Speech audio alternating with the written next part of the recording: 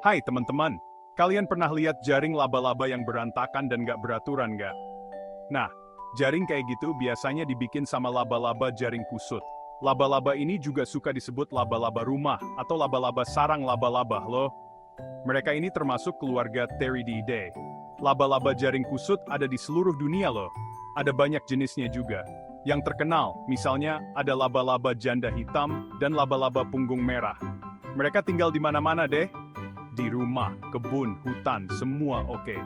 Oh iya, laba-laba jaring kusut ini aktifnya malam hari. Jadi kalau siang, mereka biasanya ngumpul di tempat gelap dan lembab. Mereka lebih suka sendiri, jadi nggak heran kalau seringnya nemu mereka sendirian. Tenang aja, meskipun mereka kelihatannya serem, laba-laba jaring kusut nggak bahaya kok buat kita. Malah, mereka itu bermanfaat karena bantuin kita ngendaliin serangga. Nah, sekarang kita lihat ciri-ciri unik dari laba-laba jaring kusut. Yuk! Biasanya, tubuh mereka kecil dan bulat. Warnanya macam-macam, ada yang coklat, abu-abu, atau hitam. Beberapa jenis punya corak atau pola yang unik di tubuh mereka. Tapi yang paling gampang dikenali itu jaringnya yang berantakan dan gak beraturan. Jaring ini terbuat dari sutra yang lengket banget. Saking kuat dan elastisnya, jaring ini ampuh banget buat jebak mangsa. Laba-laba jaring kusut punya 8 kaki yang panjang dan ramping.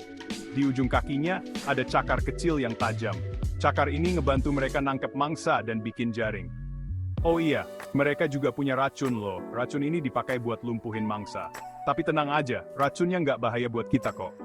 Paling banter, kalau kita digigit cuma sakit dan bengkak sedikit.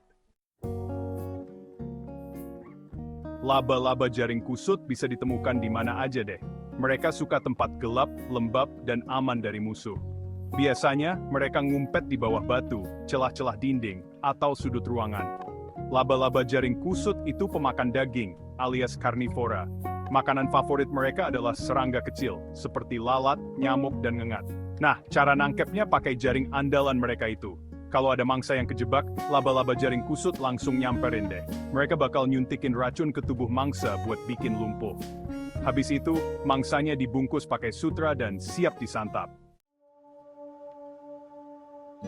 Gimana sih cara laba-laba jaring kusut berkembang biak? Jadi mereka berkembang biak dengan cara bertelur.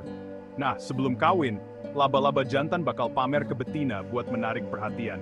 Cara pamernya beda-beda, tergantung jenisnya. Keren ya? Setelah kawin, betina bakal menghasilkan kantung telur.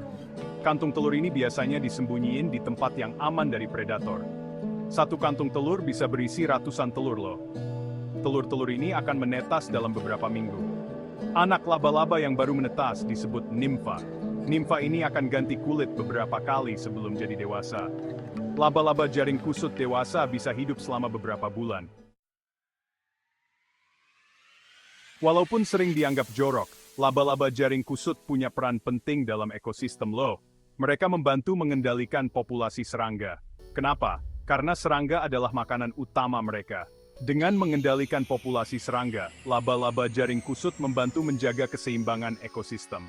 Mereka mencegah ledakan populasi serangga yang bisa merugikan manusia dan tanaman. Nggak cuma itu, laba-laba jaring kusut juga jadi makanan bagi hewan lain. It's a time scene. Tis, Betis Plating Vapeb, it's in the theory. Meskipun racun laba-laba jaring kusut nggak berbahaya buat manusia, beberapa jenisnya bisa menyebabkan alergi. Reaksi alergi ini bisa berupa gatal-gatal, bengkak, dan susah napas. Tapi tenang aja, kasus gigitan laba-laba jaring kusut yang menyebabkan alergi jarang banget terjadi kok. Mereka biasanya cuma menggigit kalau merasa terancam. Kalau kamu tergigit laba-laba jaring kusut, langsung bersihin lukanya pakai sabun dan air ya. Kamu juga bisa kompres lukanya pakai es buat ngurangin bengkak. Kalau kamu ngalamin reaksi alergi, segera pergi ke dokter ya. Nah, itu tadi beberapa informasi menarik tentang laba-laba jaring kusut. Semoga informasi ini bermanfaat dan bikin kamu makin tahu tentang hewan yang satu ini.